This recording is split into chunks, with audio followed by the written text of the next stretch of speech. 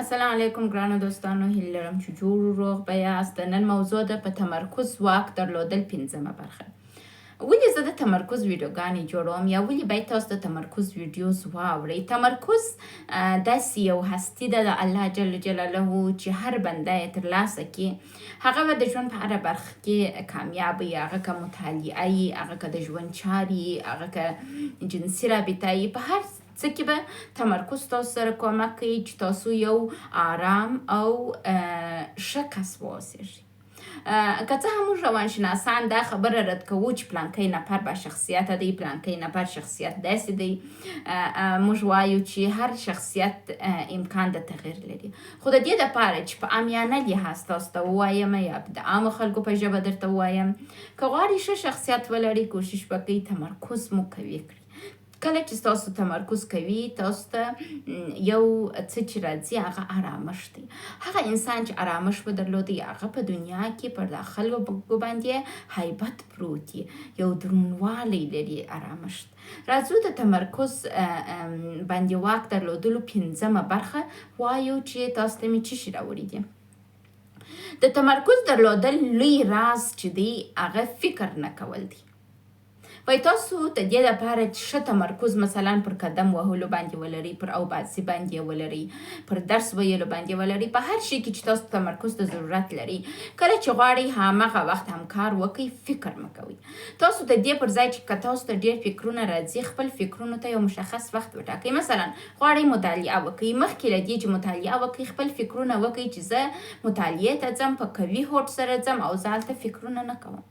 که چیرې تاسو د مطالعې په جریان کې متوجه کیږئ چې دا د تاسو فکرونو ته ډوب سولاست، نو د حل لارې چې شته، ځای پر ځای مطالعه ودروئ، بیرته یې د هغه ځای څخه شروع کړئ چې تاسو فکر نه دی پکښې کړی او بې فکره مطالعې ته ادامه ورکړئ. راځو وایي ځان آرام ساتل. کوشش وکړئ چې خپل ځان آرام وساتئ. دا چې ځان آرام څنګه وساتئ دا به موږ په راتلونکي کې درته ووایو. وایي په حال لحظه کې واوسېږئ. وای نن هغه ورځ ده چې تاسو هیله درلودلې. تاسو پوهیږئ که تاسو غواړئ ډاکټر سئ، نن د ډاکټرۍ محصل یاست، نو نن ستاسو ورځ ده د ډاکټرۍ.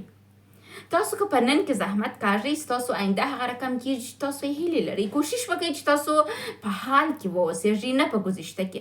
که تاسو ډېر په گذشته کې واوسېږئ، په ډپریشن اخته کېږئ. که ډېر په آینده کې واوسېږئ، په اضطراب اخته کېږئ. او که چیرې تاسو په حال کې ډېر تشویش وکړئ، هم په سټرس اخته کېږئ.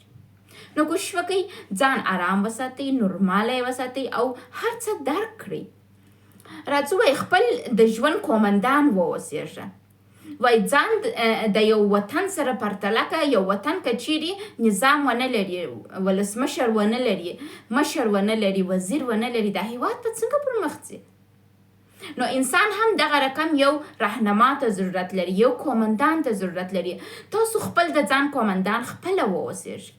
که تاسو خپل د ځان کومندان خپله واوسېږئ، نو دا باور زه تاسو ته در کوم چې تاسو به په هر نگاه کامیابه شخص واوسېږئ. وایي چارې ځان ته جالب کړئ. کله چې تاسو غواړئ مطالعه کوئ، مطالعه ځان ته جالب کړه. که چیرې غواړئ قدم ووهئ، قدم وهل ځان ته جالب کړه. کله چې موږ یو شی راته جالب وي، د هغه خواته ځو. هلک یا نجلۍ چې پر یو چا باندې مین کېږي، هغه پر هغه چا مین کېږي چې ورته جالب وي. نو کوشش وکړئ کوم کارونه چې سرته رسوئ، هغه که ستاسو ورځنی کار یې یا هم درس ویل، هغه ځان ته جالب کړئ او د هغه جذابیت چې تاسو ته راځي، د هغه جذابیت پر اساس خپل کار ترسره کړئ. وایي د هر څه شروع او ختم درک کړئ. کله چې تاسو په یو مسئله کې ګیر کېږئ، دا کوشش مه کوئ چې په حال کې واوسېږئ. هم یې تېر وسنجوئ، هم یې راتلونکی وسنجوئ او داسې یو حال کې بادرکه واوسېږئ، آګاه واوسېږئ، تر څو وکولی سئ مسایل درک کړئ او په ښه توګه ورسره مخ سئ. وایي عمیق فکر وکړئ او په آګاهي هر موضوع ته وګورئ. درک کوونکی کس واوسېږئ. که تاسو عمیق فکر وکړئ د مشکلاتو اړوند، تاسو یې د حل لار پیدا کولی سئ. او که تاسو فکر نه کوئ او مشکلات اړوند مو د حل لارې خپل مشکلاتو ته نه راباسئ او خپل ځان په مشکلاتو کې نه اچوئ، نو ستاسو مشکلات نه حل کېږي. مشکل هغه وخت حل کېږي چې ته مبارزه ورته وکړې. بعض انسانان یې ناست یې وایي ځه الله مهربانه دی. الله نه دی مهربانه. الله وایي ته زحمت وکړه، حرکت وکړه، زه برکت در کوم. که ته حرکت نه کوې، ستا مشکلات نه حل کېږي.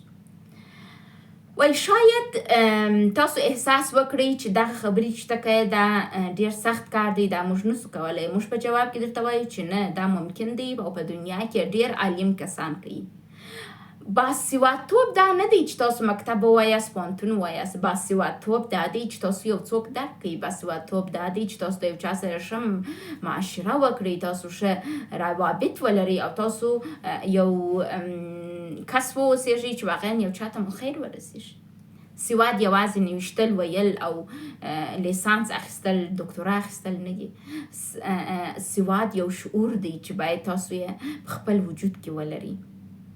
وای ځان داسې کوئ، ځان ته خوراک ورکوئ. 4 ډوله خوراک خپل ځان ته ورکوئ. یو خو غذا ده چې تاسو کوشش وکړئ خپل غذا ځان ته مشخصه کړئ چې تاسو څه ته ضرورت لري.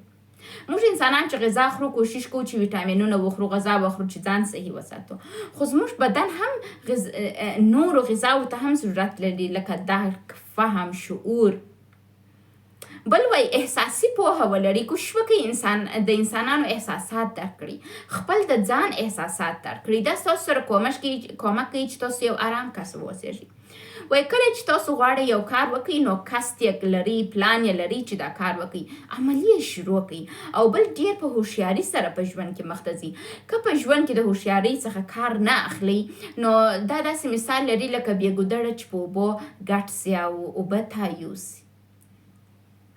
که خپل مشکل غذا کشف کړئ نو تاسو به یو آرامه او خوشحاله کس یاست. کوشش وکړئ چې خپل مشکلاتو اړوند عمیق فکر وکړئ او حل لارې ورته پیدا کړئ.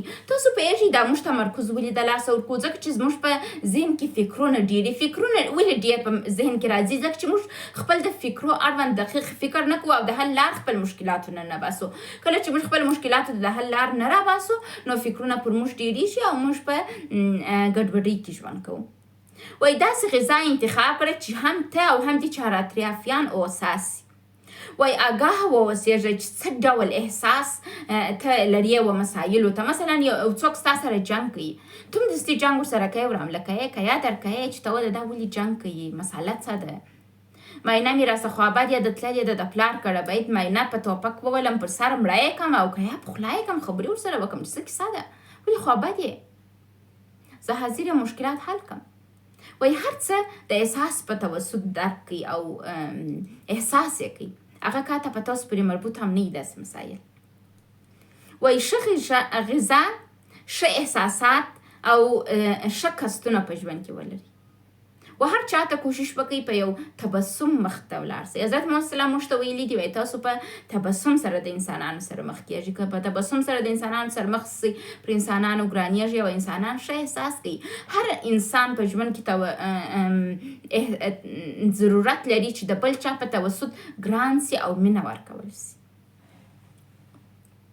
وایي هوښیاري یعنی ځان آګاه کول، په آګاهۍ سره د ځان او نورو اړوند فکر کول او تصمیمونه نیول. وایي په آګاه سره تګ ستاسو د ژوند د هدایت سبب ګرځي. تاسو کوشش وکړئ خپل د ژوند کومنده خپل په لاس کې واخلئ. خپل د ژوند کومنده هغه وخت تاسو په خپل لاس کې اخیستلی سئ چې تاسو یو عالم، پوه او آرام کس واوسېږئ. د دا ټولو راز دا دی چې تاسو خپل مشکلاتو ته د حل لارې پیدا کړئ. په ګونګ حالت کې خپل مشکلات مه پرېږدئ تر څو تاسو خپل تمرکز د لاسه ورنکړئ. وایي په قوي ارادې پیل وکړئ او د دا دپاره کار وکړئ چې تاسو ښه تمرکز ولرئ. تاسو کولی شئ د ښه تمرکز دپاره زموږ مخکینۍ ویډیوګانې هم د دا پلی لیست وګورئ. مننه.